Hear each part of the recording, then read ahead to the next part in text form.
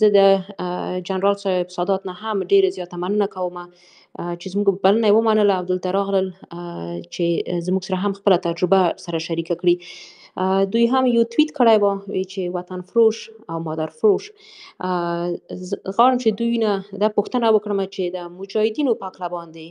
دوی څه نظر لري، کومې خاطرې ونه لري، کومې خبرې کولی شي، هغه معلومات د ځوانانو سره کولی شي چې شریک کړي، تر څو هغه ځوانان چې واقعیت غواړي چې د خپل وطن په تاریخ باندې پوه شي، د افغانستان هغه ریښتیني افغانان وپېژني یا هغه خاینین وپېژني چې په افغانستان کې څومره خیانت کړی دی، او نن ورځ چې د افغانستان کې کوم حالت روان دی، د چا د لاسه روان دی، ولې سیاسون ونه شوی کړلی چې په خپلو منځونو کې سره اجماع جوړه کړي. د دې په هکله باندې ما غوښتل چې د جنرال صاحب سادات نه دا پوښتنه وکړم چې د دوی توییت هم بله ورځ کړی و، د دوی نظریات د مجاهدینو په هکله باندې. جنرال صاحب ستاسو ته زه مایک درکوم. مننه. تاسو نه مننه. زما غږ راځي درته؟ ستاسو غږ زموږ سره شته دی. مننه. سلامت وي. زما سلامونه او احترامات ټولو ته. ما دا ټویټ د دوه موردو باندې کړی. اول دا چې د ظاهر قدیر محکمه په کینیا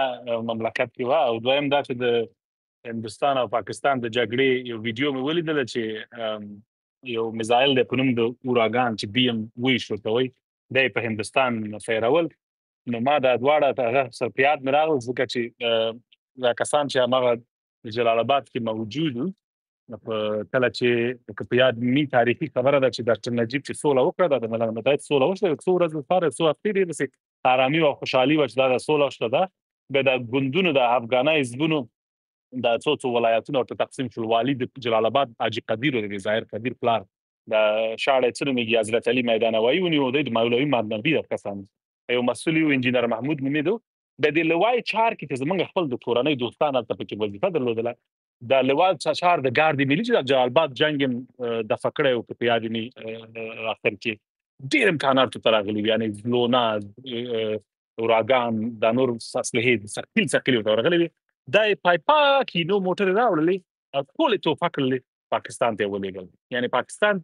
روسي تجهیزات نه درلودل، هغې ته غربي ورکول کېدل، غربي ټکنالوژي او صلاح ورکولې. دا ټانکونه چې اوس ګورو په هغه کې ډیورنډ کې چې ولاړ دي، بارډر کې روسي ټانکونه، دا ټول زموږ د افغانستان دوی ته د رهبرانو تحفه ورکړل، پاکستان ته یې ولېږل. لږ ذره به تاریخي هغې ته لاړ شو، لږ شاته. اول دا چې کله چې برټانیا په هند کې وه، پاکستان موجود نه و، هغې د افغانستان نه غوښتل چې یو بفر زون جوړ کړي چې اخوا ته انډیا ته خطر ورته نه وي. دایم یو ضعیف او یو خپل د لاس لاندې پاچاهان پکې غوښتل چې خطر ورته نه وي. کله چې داود خان سر پورته کړو او قدرت یې لاسته راوړو، هغه یو بل تاریخ لري چې د دوستانو کتابونو کې لیکلي دي چې کله روسیې ته لاړو، اسلحې امریکا ورته ویل چې نه، او روسانو ورته ورکړل تجهیزات، نو تجهیزات یې ورته ورکړل. نو دوی دغه وکړل، نو دوی داسې کار وکړو چې مستقیم خو ورسره نشو جنګېدلی د افغانستان پوځ سره. نو دوی دا حزبونه شروع کړل. 1900 کال کې دا اووه حزبه، صبغت الله مجاهدي، مولوي محمد نبي، استاد رباني، سره وخت دا د عبدالعلي مزاري شو، دا دغه هم پکې سایاف او ګیلاني، دا اووه حزبه و افغانه، دی ټول په پاکستان کې راوستل، نظریاتي ټریننګونه ورته ورکړل، نظریاتي دغه ورته ورکړل. دا جنګ هغه وخت شروع شوی و.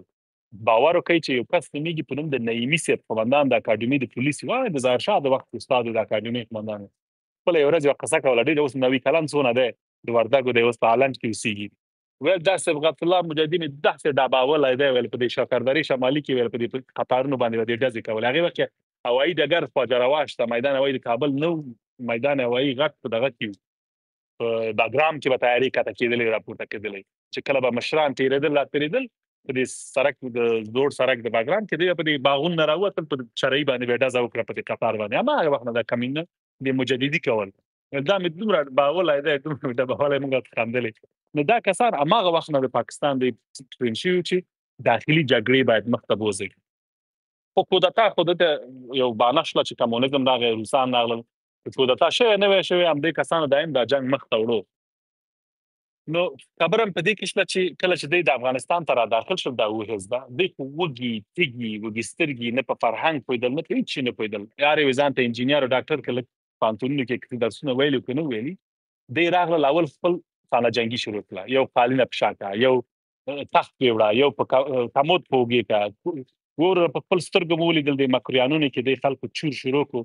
مشقابونو کې ګلپي به پراته وو، دی به یې راوړل په سړک په سر به یې ودرول خرڅ به کړله. کونه فروشي د سترې محکمې شاته مکرویانو کې دلته به یې خرڅول. همداسې په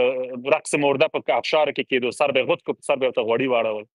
دې خواته د حکمتیار د شینې څپه ورته وایي، تپې شینه ورته وایي، د کارتیناو نه هخواته دلته ولاړو دغه BMC میزایل شروع کړي ویل لا کفترخانې ولا کفترخانې د مکرویانو ته کفترخانې ویلې لکه چرګانو غوټې غوندې. په دې باندې میزایل شروع کړل، ها ټول خلک یې تباه کړل. په دې کې همداسې راواخله په کاتې پروان او دشت برچي و دې ځایانو کې په سر کې میخونه وو او دا وطن یې تباه کړو. همدې رهبره بیا داسې چرګانو غوندې وتښتېدل، پیشوګانو غوندې چا خبره شمال ته دوست زموږ ډېر واضح خبرې وکړي، ټول په یو غار ورننوتل او همالته پټ وو. خدای ورته غوا لنګه کړه چې 11 د سپتمبر وشو او د پنجابي په زور باندې راغله. ښځه ټول په هیر شول. کارزی ورته رئیس جمهور شو، نوی نظام راځي. نوی نظام کې هم د شورو نه همدا خرابي شروع. دا موږ چې ځوانانو واړه نوي اکاډمي ډیزاین ته ورتلو، دوی داسې رقم دغه طوفاني حزبي یا طوفاني مجاهدینو کسان به یې راوستل، تثبیت رتبه کړه، اردو پولیس کې تثبیت رتبه. په خدای په سترګه مې ولیدل، د خندانه مړو. یو نفر ته یې ویل یا قطار ولاړو، دا کسان ویل چې مسلک چیست ویل، مسلک موچي ویل، موچي نه توپچي، نشته ویل توپچي. داسې کارونه ولیدل. هغه توپچي به سبا ورځ لوا قمندان شو، بل کار خو نه و. ډوډۍ خرڅه کړه، تیل خرڅ کړه، سرباز ماشه وخوره، ټول خیانت کوه. اولاد د غریب اولاد دې وژل کېږي، په هغه کې بلندمنزله جګېدلې. تاسو باور کوئ د خیانت ته حق نه به نه تېرېږي. اوس هر څه تللی دي دې قرغې کې، د ملا عزت په دې قرغې کې ساز چالان ورو ګله بوتلونه ډنګېدل، هلکانو جنکیانو په رقص کې 10 کیلومتره اخواته ارغندې ده، اخواته دا میدان وردګ دی، بمبارد روان دی، ورونه تباه کېږي، مین دی، افغانان دواړو طرف نه تباه کېږي، پاس نه بمبارد نه کېږي، مړي دي. او دې خواته دمبوره چالانه. حقیقت نه ولې تېرېږي، همدا مجاهدینو که نه، خو ملا عزت څوک د استاد سیاف قمندانو قرغې ټوله دغه منطقې تقسیم کړي. نو په دې کې د حقایق د دې وطن حقایق داسې دغه نور نو ریبه شو. په 2021 نه مخکې دا سفوت خبره وه، ځکه زما د موضوعات مې یادوري کړې وه په ټویټ کې، بیا هم سره نه جوړېدل. په تذکرې الکترونیکي کې د دې جنجال و، په بستونو کې د دې جنجال و، چوکۍ په سر باندې د دې جنجال و. همدې خپله ظاهر قدیر یو وخت چغې والې چې دغه دی چې 280 میلیونه ډالر لرمه، کوم ځای ته پاتې شوي دي. دا وویل چېرته کوم تجارت دې درلودو چې 280 میلیونه ډالر ته پاتې شوي، په همدې جرم باندې به یې نیسي. نو همداسې دا نور کسان یو. تاسو باور کړئ دغه نجیبه فیض فعلا پاکستانی د پاکستان کې داسې موږ چا خبره هغه احمق وختونه. نجیبه فیض خپله همدا ظاهر قدیر راوستې وه کابل کې، کله به دې سره اوسېدله، کله به بیا لاړله په تلویزیونونو کې. هغه د انګلیس ملا کسه ده که نه، انګریز راغلی په خپلې خشتي کې څو کاله تبلیغ وکړو، خلکو پسې مونځ کې به یې لاړو، هغه انګریز راووتو. دا ما فکس انګریز ملا وه، راغله دا هنرمند سره دې سره ګل زمان راوله برنامې صبح ته، دا بل راوله، دا هنرمندان راوغواړه، سیاسون راوغواړه، او ټول به یې راټول کړل. دی به خلاص دا خو استخباراتي پوشش و. د دې استخباراتي پوشش نه عیسی قلارې خپل ټیمونه په دې باندې هغه کول، تور لستونو کې شاملول، ویډیوګانې به یې ثبتولې، لوڅ عکسونه به یې اخیستل، بعد د هغې نه به یې خپل کارونه باندې کول. او دغه ظاهر قدیر راوستو، ډایرکټ به یې د پېښور نه راوستل. یو بل ورور یې جمال نومېږي ویل راوغواړه، نوم بده خبره به نه یادوم، دی خو کندي باغي پښتو کوي، بخای ویل نایزه اقباله بخای ویلې عاجل همدغه ماښام یې راوستله پېښور نه، ډایرکټ لنډ کروزر کې راوستل، جلالباد ته ویل راغواړي یې. دې داسې رقم کسان. نو ما ځکه ویل دی د خدای دې نه بدتر کړي، دا ټول د وطن داسې خرڅ کړی دی، عامې تجهیزات ټول ته خرڅ کړل، بیا ناټو راغله په انسانان یې خرڅ کړل په خلکو باندې، بګرام او په کندهار او په هلمند کې، بیا یې هغې نه ورپسې تجهیزات ټول خرڅ کړل. پاکستان خو خوشحاله و چې امریکا به وځي، بیا به د افغانانو پیسېګانې ټولې به راځي او پاکستان ته به تسلیمېږي، دا نظام به چپه کېږي، دا تجهیزات او تیارې به ټول موږ ته راځي. خبر نه و چې اوس د طالبانو رسم ګذشت دا نظامونه چې ګوري، دا سر ټکوي چې څه بد مې وکړل خدایه. خو په غم اخته شوم، ما خو غوښتل چې بیا د 1991 غوندې به کابل تباه کېږي او بیا به تقسیم بندي به وي. اوس یې بل شی ورته نه دی پاتې، اوس یې بېرته دا برنامه شروع کړې ده چې من افغان نیستم و خراسان دی فلانې دی، دا ګیم یې شروع کړی چې بیا یې داسې یو تقسیمات راوړي. فکس همغه دوره د داود خان یې اوس شروع کړې چې تاریخ مطالعه کوي، تفرقه نفاق دا واچوه چې څه رقم د خلک. وبخښئ جواب مې اوږد شو، خبرې ډېرې وي. نو په دې کې اوریدلې زما خبرې تاسو مننه. ایله کوم جنرال صاحب دلته خو دوستان ډیرو زیات میسیجونه ماته رالیږلي دي او ډیرې زیاتې پوښتنې لري. دوی پوښتنې دا دي چې د تاسو د کار په دوره کې د دغې ډلې زیاتره وخت زه لنډغر هم ورته ویایم څه رقم مزاحمتونه به یې ستاسو د کار په وخت کې کول، ستاسو د کار کوم پرمختګ چې تاسو ضرورت درلوده چې باید وکړئ چې دوی به لکه مخه به یې نیوله، څه رقم ستونزو سره تاسو مخامخ شوي یاستئ؟ ډېر زه چې د کورنۍ چارو وزارت کې وم، ځکه وزارت داخله ډېر د دودونه هم ډېر دغه مهم ځایونه کې ولس سره سر و کار ډېر دی. که فکر وکړئ د حوزات دي، امنیتي جنایان دي، سرحدونه دي، ګمرکات دي، همداسې دغه هم پکې دي، دا څه ورته وایي د پاسپورټ ریاست دی او دا نور موضوعات پکې دي. نو ډېر یو لوی پراخه ادارات لري په دې کې او دا ټول چورو چپاول وایي. همداسې کس به و چې په دې شارنو کې 10 کاله منظم امر د حوزې وسړی په رشد که زه لاړ شه جنرال شه دغه شه نه دا شارنو امر د حوزې دا یا کوم ټولۍ قمندان د ټولۍ د شارنو نه نور هیڅ شی نه غواړم. همدا ځای په کار ځکه ټول رستورانتونه او د کسان نه به اخیستو هغه به کول، پیسې به اخیستلې. همداسې نور ګمرکات کې دي، نور کې دا مسلم یار رئیس د سنا اوس په کابل کې خلار قدر عزت کې یو وراره یو دی په دې ګمرک په دې سپین بولدک کې، یعنی څه چې امکانات او پیسې چورو دی ما خانه براوړل چې لری کړ اول زور فشار بیا چې ونه شي ول چې مزه تسلیمېدل نه زور ته لالا د ما وراره دی یتیم دی خیر دی ویل دا د یتیم نه دی، د یتیم کارونه کړی دي، د څه کارونه یتیم نه دی ول ټول د سرمایه چې راځي همداسې چورکیږي، همداسې د تعدین نه چورکیږي، همداسې نور به راځي د عینو منو والا خلک نه چورکیږي د ګمرکات نه هرات کې عین شکل د اسماعیل خان او د دې نفر دغه څه د رئیس د شورا چې بریتو کاروانو کامرانو چې او کامران ځای مشرقي دي، همداسې شمال دي، همداسې د امان الله گذر ورور پکې ناس قومندان ټولای شرابونه کانټینر جهاد کړی دی، یو کانټینر شراب د ترکمنستان د ازبکستان نه ټول باندې کابل تقسیمېدل اوای د دې تراتل استاد تا یو کانټینر راوړ یو کانټینر دغه راوړل امان الله گذر راوړل پښتنه او قسم ورکړه شراب د کابل د کوم ځای راتلل پرې څه نومېږي دا بنای سره د دکانونو د شارنو ټول سپلای مجاهد ته کوله. مجاهد صاحب چې دیش کاله جهاد کړو شراب استعمال کول د ازبکستان او ترکمنستان او کوم ځای دلته به سپلای کېدل ورته دا ټول چا کول د مجاهدینو کول د اولادو فساد او فحشا چې په غرب کې هغه خو نو هم بده ده نو د خپل دغه نو اوازات کې په دې تعینات او تغییرات کې به زړه چک چاودو زورونه را باندې او فشارونه را تر راول باور په دې کې یعنی ولستي توي شي په دې باندې راول یو نفر غټ سړی اکثر راته د موبایل راويست موبایل کې خپل دی پیغله جنۍ چې ولا دا مې خورزه ده ډیر باندې ګرانه ادا پیدا چې یعنی جنۍ د تمخته کوم مال الله اسنه لطفا وبس یا ناموس وجدان مسلمانۍ وبس دا خلک لطفا دا کسان چې وته بل چاته به ویل دا سره کم کسته چې دا کیانه نه خوږي پیسې نه خوږي زر نه خوږي الکان دا ته راوړي مال استغفر الله سره کم بیا یا کوي او کس فول جهاد کړه مجاهد د دومره ګیره پارلمان کې ناشته او دا کس دسه کسان په خپل سترګو ولیدل او بیا به راودرېدل په نظام پسې ویل چې دا نظام موږ نه منو دا داسې موږ ته چوکۍ رانه کې موږ چپه کوو یعنی د قوم خبره نه ټول اقوام په دې کې یعنی پښتانه تاجکان هزارګان ازبکان موضوعات په قومي نه ده د مجاهد کسان چې په خبر کې مدرسو کې پاکستان ته تللی دي د جهاد چې د غرب پړل د عوام دغه امریکایانو به ریګن په وخت کې پیسې ورکولې چکک او د دې کواتراتل تباہی کوله ټول هم دغه یعنی ما ته وایي چې کوم شی په وطن کې مجاهد جوړ کړی دی کوم سړک جوړ کړی دی کوم ورګان جوړ کړی دی ودی وایي غریب اولاد په 10 کالو کې وژل کېدو بل منزل د دې جګیدلې د مشرقي او د دې ځان نه ځوان کان لا ته به مینوال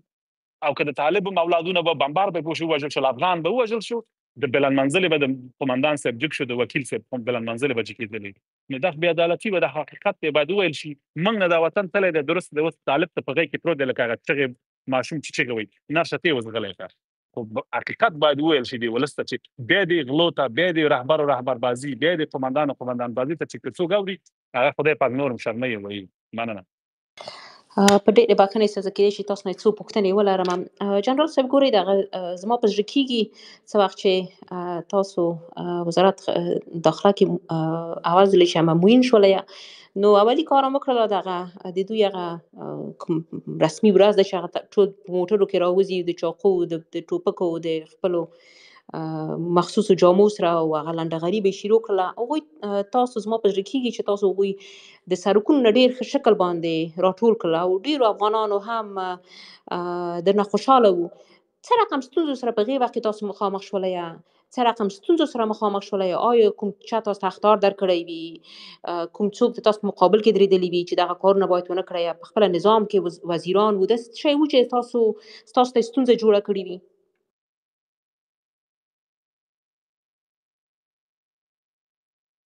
جنرال صاحب ستاسو مایک مقصد بند غږ مې اورئ؟ او بخیر مایک مې بند دی. هو بالکل هغې وخت کې خو داسې وو چې دا 15 کاله هغې وخت کې 12 کاله شوي د نظام، خو داسې وو درسته ده چې د ده یو مشر وژل شوی و. کولی شي هر څوک حق لري چې یو فاتحه ونیسي، یو غونډه ونیسي، یو تالار کې کښېني، یو تلاوت د قرآن کړي، ختم ورپسې وکړي چې خدای پاک دې وبخښي. یعنې نور او د هغې خاطرات په حساب په دغه کې بحث ورباندې وشي، علمي بحثونه وشي چې دا ولس وګوري چې واقعا دا دی د قدر د علم. بدبختانه دلته د افغانانو داسې دغه و چې د دغه کسان چې د ښار و بازار لوچکانو لنډغرانو دوی به راغلل، دلته یو ګیم و. د وروسته بیا زه په دې پوه شم، پس د هغې نه خبر شوم چې دا موټرې یو کلي موټر چې به د ویش او د تورخم د ځایانو نه به راتلې، د غیر قانوني موټر چې ټکس به یې نه ورکوه، یا به لاس د موټر بل لاس ته لکه د یو کې او د افغانستان د پاکستان افغانستان لاس موټر مختلف وي، قانون د ترافیک به یې نه منه، دا یو خپل چې شمال ته وبرسي، لکه د کوتل نه چې باخوا تېر شوي د کندوز، بغلان، شمال ولایتونو کې په دې داسې تطبیق دغه نه و د الکترونیکي د موټرو، بس همالته به یک کلي گفته خرڅول. دا موټرې باید یو بهانه جوړه شي، دا باید خرڅ شي. هم په اختر کې دا کار پیل شو، هم په همدې کې به هم دا کار کېدو. بس د مسعود ورځ ده سپری به کړل، ټول موټر به سپری کړل او جنډې به جې کړې، ټوپکونه به یې په اوږو کړل، رابغل ښار بازار کې به ډنګ ډنګ شروع کړو، سړکونو کې به هوایي فایرونه به هم کول. اصل د پردې شاته به دا داسې ګیم روان و، تجارت روان و. اصلا دا قانوني موټر ته به هم سپری وواله، ځکه هماغه ورځ ده پولیسو دې کسانو ته څه په همداسې به قاچاقي موټر یې خواته تېر کړي، مواد مخدر به هم ډېر تېرول کته پورته، دا تریاک او دا څه ورته وایي، دا یو وروسته دا یو رقم تابلیتونه پیدا شوي، تابلیتکه به ورته ویلې، دا به یې تېرول. ډېر فساد په دې کې کېده. حتی هم په دې کې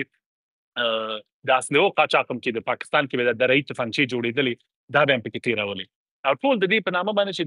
د شهید وقته ده او د شهید ورځ ده، بس سپری به یې پرې وواله. نو موږ دې وضعیت ته په کتو باندې سره د دې چې د نظم د ښار د پولیس وظیفه ده چې د بې نظمي خلک ونه کړي. سړک سر ته راشي، ډزه وکړه، د ولسمشر په عکس ډزه وکړه، فلاني ته ډزه وکړه، دې ته ډزه وکړه. دا کارونه دا خو په هېڅ کتاب کې په هېڅ دنیا کې قبول نه دی. تاسو بل غرب کې ګورئ، د ترافیک اشارې نه چې تېر شي $220 کوي جریمه کوي، او یا د پولیسو درې په جرم د دې چې کوم مجرم چې څنګه څه رقم د سرې اشارې نه تېرېږي. خدای دې وکړي ټرمپ خپله موسي. نو دغه دی، نو دی په دې حساب باندې موږ پولیس ته ډېر واضح او قاطع ویلې هماغه وخت چې وروره څوک چې دي راجیو ګاوا او چاپکاوا وړی نظارتخانې کې واچول. بیا دا ټول راوستل، تقریبا 6 موټر هم پرې نیولې غیر قانوني، همداسې دا کسان یو. بیا خو د غیرت کسان نه دي، ټول چنګېدل، هماغلته هم راوړل وکیلان د پارلمان او دا کسان شروع وکړه چې په لیاد دا غزه ده او موږ د غزه جوړه کړه، د فلسطین غوندې سره برخورد کوئ، اسرائیل غوندې برخورد سره کوئ. همداسې کارونه یې کول دي. زه په دې په قصه کې نه وم، خو بدبختي دا ده په خپل ځان یې خرابه کړه. موږ ځان کوم قهرمان شی نه بولو، موږ خپل هغه عادي وظیفه کوله، ځکه فساد هم نه کوو، چاته هم تن نه ورکوو غیر قانوني موضوعاتو کې. ولې دې یاستې په خپل ځان خرابه کړو، نظام یې خپله خراب کړو، خدای داسې وشړل چې نورې په عمر نه لري. جنرال صاحب ستاسو رابطه د احمد مسعود سره څنګه ده؟ نه په عمر مې نه دی لیدلی، نه مې پېژنم، نه مې سره خبرې کړې دي الحمدلله. هغوی خو هم ډېر زیات دغه د هغه نه د افغانستان هم لرې دي، خو د جنګونو خبره کوي. غواړي چې همغه څو ورځې مخکې ولیدل چې د دوی هغه خپل فکر کوم سخنګوی وه چې بګرام یې ویشله. ستاسو د هغې په هکله باندې څه نظر لرئ؟ او داسې ښه چې طالبانو سره د دې کړنو سره یعنې اختلافات او غیر توافق ډېر خلک لري، دوی خپل هم لرم، ټول لرو. بدبختي په دې کې ډېره ده، ډېر کنکاري او مشکلات شته، دې نه منم. حقایق به هم په دې ومنو چې ګوره دا جګړه چې اوس بنده شوې ده، یو چانس، یو فرصت دی، کېدای شي دې وطن جوړښت خواته ویوړي، هغه به پرېږدو، هغسې هر چا سره خلک اختلافات جنجال سره فعلا چې څوک داسې خبرې کوي. زموږ یو ملګری یو ډېر جالب سړی و، یاد یې په خیر، هغې چې به کله کېناسته یو خبره به دې وکړه، هغې به ویل چې خوبیږي نه خو بيګي نه به ویل کنه عادي اصطلاح د تکیه کلام خو بيګي نو دوی تم څوک چې وایي چې جګړه کوي دغه ته بسم الله راشي مخکې نو چې په تمه چې لرنه چې وایي او باګرام موضوع چې د باګرام ته امریکایانو ظرفیت ګوره د سوپر پاور مملکت ته ویل کېږي چې په 40 ساعتو کې د دنیا هر ګوټ کې چې وغواړي بمبارد وکړي او خپل قوا کړي دا ډېر مهم تاریخ دی د سوپر پاور په څیر دي کې درې مملکت ته توانایي دي لري کې د څلورم هندستان په دې کې په انډیا نه لري دا اوس چې د دې وضعیت پاکستان سره ول دایم نه لري دا درې لري امریکای لري روسیه لري او چین لري په دې کې دوه مملکت لکه زره کله شخه دي لکه افغانانو غونډه هغه امریکا او روس چې ورزي پیږي چې خبره جنگ ده چینایان کې دومره کلمې نشته چې جنگ وکړي هغه تلفات نشي منلای امریکا او روسیا هغه قدرتونه چې خپل قوا کولای شي 40 ساعت کې چې ته ورسای بمبارد وکړي مملکت ونیسي ختم کړي ډرون هر شي کارونه کوي هوا په هوا تیلم ورکړي خپل طیارې ته چې زمکه کې چاته ضرورت نه لري چې زکات شنه باګرام ته امریکا نه ضرورت نه لري پاک سفر ته وایي هیڅ ضرورت ورته نه لري چې خپل قوا کته کې او ټرمپ د سکست چې هیڅ نه غواړي د امریکا نه بیرون چې ته نور سرمایه گذاري کوي چې تاسو چاته تهدید وړاندې کیه په څیر دی بل گیم شروع کړی دی چې اقتصادي جګړه ده نو باګرام نه ورکول کیږي نو چا سره معاملې کیږي وشي نه کیږي نه طالب ته خوشاله نه دي نور کسانو ته خوشاله زما ادب ده دلته پوښتنې زیاتره ځوانانو دا کړي دي چې تاسو د افغانستان آینده خصوصا د یو نظامی په صفت باندې څه رقم وینئ نن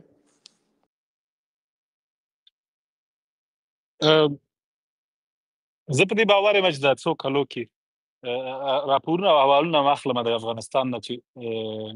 کارونه ډیر روان دي د آبادی او د جوړولو نو په کابل ته برنامه جوړ کړی دي چې په حساب سړکو بلند منزلو دغه کې د سولا یعنی سولا د افغانستان د پرمختګ یادار مملکت د پرمختګ سبب ګرځیدلی شي وای لوی ستونزې په افغانستان کې دا دي چې فعلا د ملایانو د ملایي مفکوره ده ملایي مفکوره یعنی په هیڅ نړۍ کې نه چلیږي صحیح د دین او مذهب او سیاست باید سره بیل شي جلا شي ځکه نتیجه نه ورکوي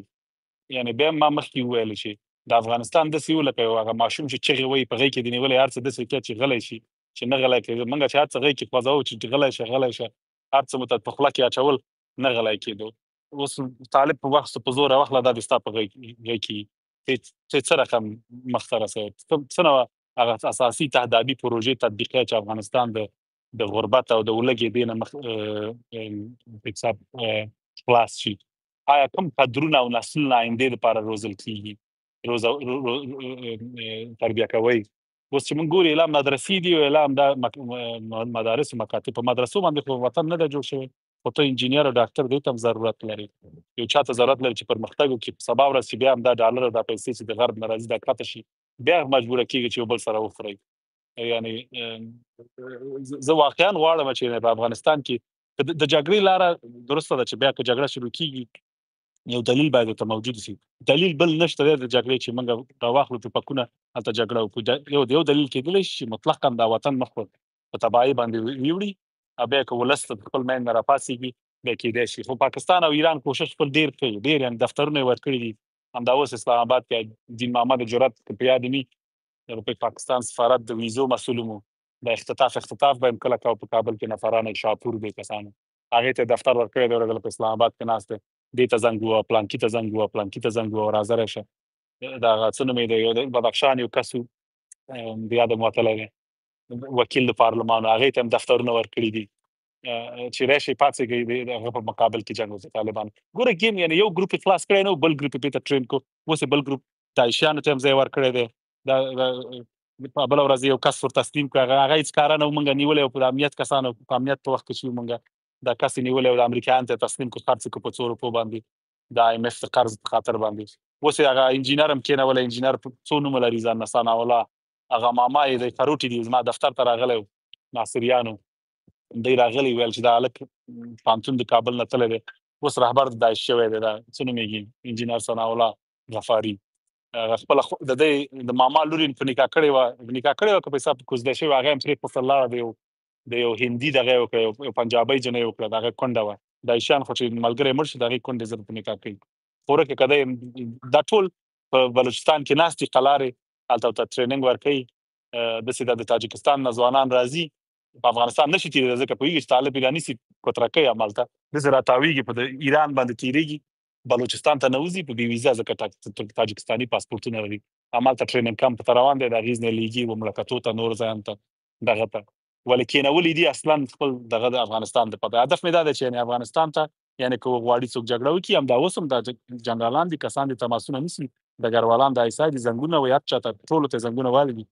د اردو پولیسو دې کسان ته چې راشي خو وفاداره کسان چې غواړي افغانستان نه باید جګړې ته لاړ شي هغې ته بیا وایي چې ته ظالمه موږ تاریخ لوستلی دی 20 وارې دې همدا پیښې او کانې په افغانانو وکړلې بیا موږ نه احمق کېږو نو افغانستان ته بیرته بیا یو گیم دی شروع کوي نوی نسل به ورته تربیه کوي په نوم د دې چې د پښتون تاجک او هزاره او ازبک جګړې په معنا باندې په بهانې باندې او په نریټیف باندې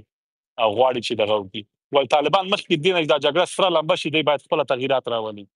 یعنې واقعا زه د افغانستان په ګټه وایم په نفع باندې وایم دی باید خپله په خپل منځ کې دا تغییر راولي که نه پالیسي کې بیا چینج کړه څو کاله وروسته بیا به همدا سر ټکوي چې څه بد مو کول چې موږ دا خبرې نه منلې نو هېڅ یعنې فعلا په دنیا کې چې زه ګورم هېڅ نه افغانستان نه اولویت دی خپل افغانستان به خپل طالبان به خپل دشمنان کېږي که تغییر پکې رانشي ولې داسې کوم بل هغه نشته دی کوم بل خاص تغییر ته پاکستان هم نشي کولی پاکستان چې کول په فایده د امریکې او د نورو په زور باندې وکړل اوس هم خدای شرمولی دي نشي کولی انشاءالله جنرال صاحب ستاسو څه نظر دی چې نن ورځ طالبان چې هغه کومې کړنې کوي خصوصا اوس خو موږ تاسو وینئ چې تاسو هغه د مذهبي هغه هم ووایي چې دغه مذهبي فکرونه دي خصوصا مجاهدینو هم همدا رقم کارتونه استفاده کول د مذهب کارتونه ډیر زیات اکثره وخت څه وخت چې جګړې کیږي دوی د مذهبي کارتونه ډیر زیات استفاده کوي نو نن ورځ چې افغانستان کې دغه حالت دی ستاسو به مشوره که چیرته طالبانو ته ورکړئ خصوصا د نظامی سکتور کې کوم مشوره به تاسو ورکړئ چې څه رقم تغییرات دوی باید راولي کومو سکتورونو کې دوی باید تغییرات راوړي زما په زړه دي ګورئ زه چې افغانستان کې وم ما دغه خپل پلټنه چې کوله خصوصا په امنیت کې په دغه وخت کې د پوښتنه زما دا وه چې ولې زموږ دغه امنیتي سکتور همیشه همغه یو رقم هغه کومه اتکونه چې کېږي یا هغه کومې نیوکې چې موږ همیشه په کابل کې یو طالب راځي بس یا یو څوک راځي خپل ځان چوي او خلک پکې شهیدان کېږي ولې دغه مخه نه نیول کېږي نو په هغې وخت کې اکثره وخت هغه امنیتي سکتورونه به د یو بل سره بیا سمې خبرې نه کولې یا به یې معلومات یو بل سره نه شریکول نو دلیل یې څه وه آیا نن ورځ چې د دغې شو پر لکه مخه نیول شوې دې په خاطر باندې چې دلته زیاتره لکه هغه داعش چې لکه مخکې چې څومره کولی شوی چې پرمختګ په افغانستان کې ولري اوس یې کمتر لیدو په خاطر باندې چې د امنیتي معلومات زیاتره شریکېږي یا دلیل یې څه دی ما نه د طالبانو مشاور غوښتل دی جوړ کړي نه دغه زما خبره په دې کې دا ده چې د افغانستان ګوره یو تنه نظامي سکتور باندې وطن نه جوړېږي زه افغانستان باید په زیربنا او اقتصاد او په تعلیم او په نور باندې تمرکز وشي په نظامي باندې بدبختانه غټرینه بودیجه د افغانستان نظامي سکتور ته ورکړل شوې هغه هم د امریکایانو خپل قراردادونه خپل د هغې لپاره جوړ کړي او هلته پاکستان هم ورته خلارې اور تازه کوو چې پیسې پرې واخلي یو بل شی ډېر جالب دی وطنوال ته غواړم شریک کړم چې دا وروسته په دې باندې پوه شلم پاکستانیان دغه پله باید په یو ګروپ واچوي تاسو باور کوئ په افغانستان کې زه دا طالب طرفداري نه کوم طالبان سره زه جنګېدلی یم او داسې کوم هغه ورته نه لرم مجبوریت نه لرم چې چاپلوسي ورته وکړم دوی 50% که دوی جګړه کوله یا انفجارات کول 50% خپل پاکستان کول دوی خپل ځان له خبر دغه ذبیح الله مجاهد نه پوښتنه وکړه قسم دا خبر نه و بس درز کابل کې به په ولایاتو کې به انفجار وشو بېګناه کسان به پکې شهیدان شول دا به هخواته یو بل ډیپارټمنټ یې جوړ کړی و ایسا هلته به ټیم راولېږه انفجار به یې وکړو خو څه داسې سایبر سیکیورټي خو نه وه چې چا ډبل چک کړی وی چې ولا دا رښتې ذبیح الله مجاهد کړی ویل دي که نه دي ویلي بس غږ به وشي میډیا به ویل چې موږ ذبیح الله مجاهد نه خبر اول واخیستو چې دا وایي طالبانو کړی دی زه بیا هم وایم طالبانو ډېر بد هم کړي دي ډېر بد هم کړي دي جنګړې کې ورسره زه طرفداري ورته نه کوم ولې پاکستانیانو دغه شروع کړی و دا یعنې 50% جګړه هغې مخته میده ټېله کوله یعنې وروسته دوی خپله هم وایي زه دې وروسته خبر شوی یم دې کسانو ته وایي چې تاسو لږ سره شروع وکړئ لږ سره دغه وکړئ یو ډیپارټمنټ د میډیا هغه شروع شو دغه څه ورته وایي د میډیا ډیپارټمنټ چې ستاسو جوړ شي د دې جبهې یا یو شی چې تاسو لرئ بیا موږ ته انفجارات او جنګونه ته موږ خپله کوو تاسو فقط پله پې اخلئ اوس خو مستقیم پاکستان نشي ویلی چې ما دا حمله کړې ده خو باید په یو ګروپ باندې واچوي ملامت یې کړي یعنې داسې ګیمونه موږ سره ډېر کړي دي پاکستان او دې لوبې ته باید متوجه اوسي، یعنې دښمن دې لوبې ته باید متوجه اوسي. تاسو باور کوئ ګوره هندوستان سره چې د دې جنګ شروع شو، صادقان دغه چې موږ غواړو دغه وکړو، موږ غواړو د افغانستان او د چین او د ترمنځ د سولې او د فلاني فلانکي خبرې موږ غواړو وکړو. دې اصلا هدف دا چې افغانستان مصروف کړه، ځکه د دې هغه دوه طرفونه تشویش دا ده چې موږ نه ساندویچ جوړ نشي کنه، دې خوا نه هندوستان شروع کړي، دې خوا نه افغانستان شروع کړي. دوی د دې نه یېرېدل، دوی غوښتل چې افغان مصروف کړه دې خوا ته، چې ماته شروع ونه کړي چې خیبر پښتونخوا راونه نیسي، بېرته رانه دغه ونیسي، وزیرستان او بلوچستان دا رانه څوک ونیسي. دوی خو ډېر هوښیار او مکار خلک دي، دا داسې ګیم مخ ته وړي. نو دې شیانو ته باید متوجه اوسو که د افغانستان تمامیت عرضي ته باید متوجه اوسو. طالب به ځي راځي، دا به تغییر کوي. مجاهد چې داسې و چې ویلای کمود د مکرویانو او د بلاکونو کمودونه ویل مخ په قبلي، دا به ټول وران شي. هغه مجاهد وروره ګوله داسې رقم ګیره وخوری وله، مزې دي، چرچې دي، په دوبۍ کې کور دی، په ترکیې کې بلال منزل دی، او وروره خپله شرابونه او نخرې او نازونه او جنکۍ مې رقصول کوي هغه مجاهدین. طالب هم پکې تغییر دی ځي، ښځې به یې کړي، زه خبر یم ډېر کارونه فساد و فحشا اوس هم روانه د طالبانو کې هم. دی په هر صورت ولې د وطن د آیندې دپاره باید اهدابي کارونه وشي. ګوره خوشتیپه د اشرف غني په وخت کې، ولسمشر اشرف غني په وخت کې شروع شوله، دا تکمیل ته روانه ده، ډېر ښه کار دی، باید مخ ته لاړ شي. بند کمال خان ته چې موږ په خپل په د وینو باندې دغه ساتلی د ایرانیانو ملیشو د دغه د خاطره، کمال خان بند دا باید پوره د هغې نه استفاده وشي، دا دښتو ته باید اوبه ورکول شي ټولې. دلته باید په کونړ بند باندې باید شروع شي، یو څه باید پکې وشي. دا مس عینک پروژه روانه ده، مس عینک تا ته ډوډۍ درکوي، 4 میلیارده ډالر قرارداد بد کړي چې مخکیني نظامان 2015 شپږم کې کړی. چینایانو ته هم ورکړو، چینایان تر ننه پورې پرې ناست دي، نه خپله استفاده کوي، کار پرې شروع کوي، او نه موږ پرېږدي یا نه بل شرکت ته. 2 شرکته راغلي، زما هېڅ یاده نه وځي. زه په قطعي CSC کې موږ امنیت نیولی او د لوګر دغه مس عینک کې زه راغلم، محمد اغې کې زموږ وظیفه وه، موږ راغلو د مس عینک قرارداد 4 میلیارده ډالرو د افغانستان دپاره، چې یو کاناډایي شرکت و، یو د چینی MCC ورته وایي، دی شرکت و. چینایانو کې بس رشوتونه یې ورکړل، هر څه چې وکړل د کرزي صاحب حکومت کې، د قرارداد یې واخیستل. قرارداد یې اخیستی دی، تر ننه پورې اوس په هغې قرارداد ناست دي. ووایي خست دی 15 کاله کې ته لرې شو، 2015 نه 20 کاله تېر شول، 20 کاله کې ووایي کوم کار شروع شوی دی؟ نه. وایي هلته کلی پیدا شو، پخواني آثار عتیقه پیدا شول، بلا د آثار به تحریف سي، موږ ډوډۍ نه لرو دې وطن کې، کار شروع کړئ. که نیکې قرارداد فسخ بل شرکت ته یې ورکړئ، همدا اوس کمه بیه یې ورکړئ، کار شروع کړئ. چینایان دغلباز دي، چینایان صادق نه دي. نو دې پروژو ته باید متوجه شي خلک د افغانستان. او واضح خبره ده د نجونو مکاتب دي او تحصیل ده، چې دا مونه منل شي چې سل قرآن هم وکړي طالبان، چې ځان سپینې فرښتې ښکاره کړي، نه یې څوک په رسمیت به دې پېژني، او نه به څوک ته سفارت درکوي، او نه به څوک د سره روابط او د ستود او تجارت کوي، تر څو چې د نیم د جامعې نیم وګړو ته عزت او د تحصیل وخت ورنکوي. مننه. ډیره زیاته مننه جنرال صاحب. زما یو شی چې ډیر زیات همیشه وقت هغه فکر ته مې راځي، هغه دا دی چې هر ځلې چې موږ د کلمه د مجاهد اخلو، نو اکثره وخت د کلمه د مجاهد هغه کسان چې د شمال دي، هغوی په خپل ځانونو باندې بندوي، او د هغې د څنګ سره فکر کوي چې د مجاهد کلمه چې موږ د مجاهدینو په هکله باندې چې څنګه خبرې وکړو، نو اکثره وخت ټولې منفي دي. زه خپله شخصا هیڅ کومه هغه ښه خاطره نه ورنه لرمه، بغیر له دې نه چې هغه د ماشومتوب نه چې موږ صرف لیدلي دي هغه جنګونه دي، که کتابو کې مې لوستلي دي هغه صرف جنګونه وو، مړي وو چې ورکړي دي، او دا څنګه یې افغانستان خرڅ کړي. نو تاسو په تویټ کې چې هم دا لیکلي وو چې وطن فروشه خلک دي یا مادر فروشه خلک دي، واقعیت زه په دا رقم اشخاصو باندې چې واقعیت هغه حقیقت باندې خبرې کوي ویاړم ورباندې. خصوصا هغه اوس نن موږ تاسو ډیر زیات هغه لرو، سیاسون لرو چې زیاتره په خپلو کورونو کې ناست دي، اصلا غږ نه پورته کوي. دلیل هم دا دی چې په تمه دي ودرکېدای شي چې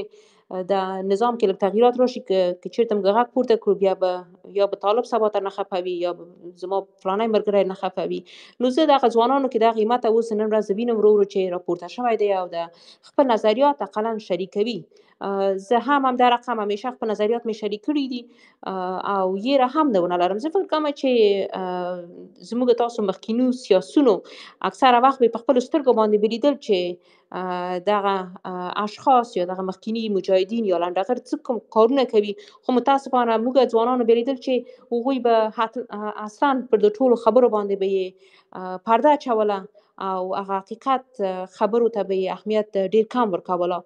نو ستاسو داسې کومې خاطرې شته د جنرال صاحب چې هغه غواړي چې دغه تر نن ورځې پورې په میډیا کې تاسو یا خبرې نه وي کړي یا په هغې وختونو کې مجبور وئ چې خبرې په ونه کړئ د نظام په خاطر باندې او نن ورځ چې نظام سقوط کړی دی او غواړي چې د حقیقت باندې خلک خبر شي، خصوصا د مجاهدینو په هکله باندې چې موږ تاسو بحث د هغوی مشخص د هغوی په هکله باندې دی. د دې خاطر نن موږ تاسو وینو چې اکثره وخت دغه مختلفې مجلې د دوی عکسونه اچوي، بیا پوښتنې کوي چې آیا دغه خلک تاسو منئ که نه منئ. نو ما ته پوښتنه هم در راځي چې دوی ولې دا رقم فکر کوي راځي چې دا رقم پوښتنه ول وکړي چې آیا د منل کېږي د خلک نه منل کېږي. زه فکر کوم د دوی د څېرو سره د هغوی د نومونو سره خلک بیخي حساسیت لري د دې په خاطر باندې چې دوی هغه خپل امتحان افغانستان خلکو لپاره ورکړی دی. نو داسې کوم څه شی شته دي چې هغه تاسو غواړئ زموږ سره شریک کړئ؟ ولا ټول ته معلوم دي د حقایق د دې کرکټر ټول ته معلوم دی. یعنی شاید زه خپل تجربې نه کوم مثالونه ورکړم، ډېر مثالونه به وي. زه چې موینیت ته چې کله راغلم ما ته ډېر معلوم شو. اوله 15 کاله 14 کاله خو ډېر ټیټو رتبو کې هم تحصیلات مې کول او خپل وظیفه به مې اجرا کوله. ولې یو شی مې چې ولیدو چې بیخي تعجب مې وکړو، زه هغې وخت کې تقریبا 3-4 کاله زه د سی آر یو قمندان وم، دا د 222 قطعه چې وه د بریدونه چې به کابل کېدل د دې قمندان وم. ما خدای شاهد دی ډېر مې د خپل د پرسونل لکه اولاد غوندې مې لوی کړل. هغه حقوق یې هغه هر څه ورته ورکول کېدل او ډېر منظم جوړه کړې وه. دا لوی مجاهد راته راغی وکیل د پارلمان و چې کتل چې دا قطعې کې خو یعنې د نظر په ستندرد معاشات یو، ډوډۍ وه، تیل د جنراتور دا شیان راتلل او د موټرو تیل راتلل چې ګوري د قطعې کې فریماني ده او نه تنها چې هغه فوقالعاده ډوډۍ هغه ورکول کېږي، یعنې امکانات به نور موږ یعنې تاسو باور کړئ دغه وچه ډوډۍ نه ده د اشپزخانې نه چې به راټولېدله جمعېدله یا مثلا د پیپسي قطۍ به دا به هم بېرته لوجستیک دا ورشئ بازار کې خرڅ کړئ، بېرته دا پیسې راوړه پرسونل ته مثلا کتابخانه جوړه کړئ ورباندې، تجهیزات ته ورته دا شی جوړ کړي. یعنې هېڅ نه ذره خیانت نه پرېښود. هلکان مې داسې روزلي وو لکه انتحاریانو غوندې لکه دغه غوندې. نو دی چې دا وضعیت وکتو ووایه والله او بچه زندگی تا جور کو جوان هستی تیل میآید نان ساشا. زما له خدای قرآن دی وامات مال زه بیګا راغلی وظیفې نه ستړی ستومان یم، زما نه بدتر دا پرسونل ته وګورم ملایګانې ماتې دي ټول او ته دې ته وایې چې دا وضعیت او زندګي ته جوړ کړو. نو دی داسې دغه دا سړی لوی کس په دغه دولت کې و چې به یې کتل ته به یې د دې خلکو به راتلل پښې لاسونه به یې ورته مچ کول. همداسې نور هم یعنې ما بیخي یعنې د احترام وړ نه دي دا کسان چې سړی ورته وګوري وجدانا. او خدای پاک ته جزا ورکړي. ګوره الحمدلله زه داسې یعنې ډېر ښه امکاناتو کې یم فعلا، وظیفه مې ډېره فوقالعاده وظیفه ده. یعنې زه یو چېرته بیخي وایس پرزیدنټ یم، نه غواړم دا خبره وکړم، یعنې ډېر لوړه وظیفه لرم، افتخار باندې ژوند کوم، هر څه یعنې دنیا کې چکر یې وم، سفر کوم، یعنې ډېر دغه کې یم. خدای شاهد دی زموږ کورپرېټ جېټ چې ورته وایي دا پرایویټ جېټ زموږ د دفتر مربوطه ده هغې کې ځم. که زه دا خپل عکسونه واچوم خلک به خوله وازې شي. ولې د خدای پاک د الله پاک خپله دغه دی ښه راسره دي او د مور د واده او د ولس چې ما خیانت ذره نه ده کړی او دا راته راکړل کېږي او نور خلک په بې عزتۍ په شرمندو پیسېګانې غلاګانې وکړې ما کس په خپلو سترګو پېژنم. بلالمنزل یې جوړ کړو په دې څه ورته وایي دا شمال د میدان قصبې کې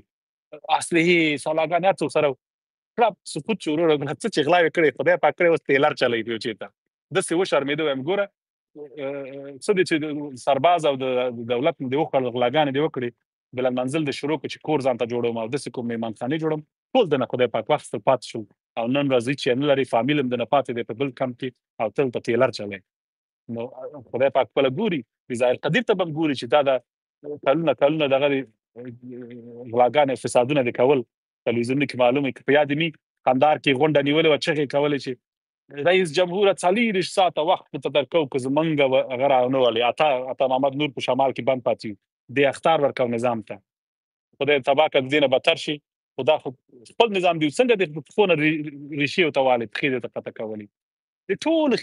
یعنې هېڅ چاته باندې دا زه چې ګورم یو یم د رحم او د احترام او دغه قابل نه دي. د کابل کې چې فعلا ژوندي پرېښي دي د طالبانو همدا یم ولا ډېره د چا خبره د دی ډېر هغه ښودلی دی چې شفقت ښودلی چې دی ژوندي پرېښي دي که نه دی د احترام وړ نه دي باور وکړه چې دی دونه ظلمونه کړي دي، کورونه یې د خلکو چور کړل، ځمکې یې چور کړلې. یا یو مشر کس و امیر داوزي و حقیقت درته وایم د حاجي الماس وراره و نهم حمزې امیر و په کابل کې زمونږ یو همسایه ښځه وه، ډاکټره وه، د نسایي ولادي لویه ډاکټره وه. دی لکه چې په دې پارک د هغې کې بله ښځه راغلې وه، د دې نه دې ته لاس ویل تهمت پې کړی، وایي ما باندې زما د غاړې نه دا لاکټ د طلا رااخیستی دی. دا اوزه راغله دا ډاکټره چې ډېره باعزته ښځه وه، دا یې وړې ده اوزې کې کېنولې ده. ما ته د کور نه زنګونه راغلل چې دا ښځې د ډېر بې عزتۍ خبره دا یې وړې ده اوزې ته وړې ده، دا تاجل کومک ته خو د سیاریو قمندان یې. مالغه زه سبا ته مازدیګر ماښام خو سبا راغلم، خو دا ښځه په ضمانت خوشي شوې کور ته راغلو. د ډاکټر میړه او زامن یعنې زامن یې تقریبا 17 کلن مال خبره چې د ډاکټر صاحب ته څه مشکل پیدا شوی. ویل داسې یو بې حیا ښځه ویل پیدا شوه، ډېره ویل قوارینه معلومېدله چې هغه د بازاري خلک غوندې. ویل چې ما باندې حمله وکړله، زما طلا دې غلا کړې ده. زه حقیقت د خبرو ته راځم، دا د رهبرانو جهادي کرکټر ته زه راځم. ویل په ما باندې حمله کړې ده او زه ویل ویوړم هلته په حوزې کې ویل راټینګ کړم. بیا حوزې کې مې میړه راغی، خاوند مې راغی چې دا ښځه مې زه باید ویل ښایي موضوع خپله ویوړې، تاسو قمندانۍ امنیت ته په زندان کې اچوئ. دې سړي ویل چې زه ننګ لرم، ناموس او عزت لرم، والله که زه خپله مېرمن پرېږدم چې حوزې ته لاړه شي یا زندان ته شپه تېره کړي. ویل ښایي که ضمانت نه دی ما ته د موټر دغه دې راکړه یا $4000 سبا ته راوړه چې ښځه ادعا کړې ده چې زه دا لاکټ یې ورک شوی. دا نو امیر د حوزې هم قاضي دی، هم څارنوال دی، هر کاره دی. نو دې خپل عاجل د موټر اسناد دلته ضمانت پرېږدي او سبا ته زه تا ته $4000 درلېږم. دا قصه چې مو واورېدله مال داسې رقم حساب دی. خو سبا شو دا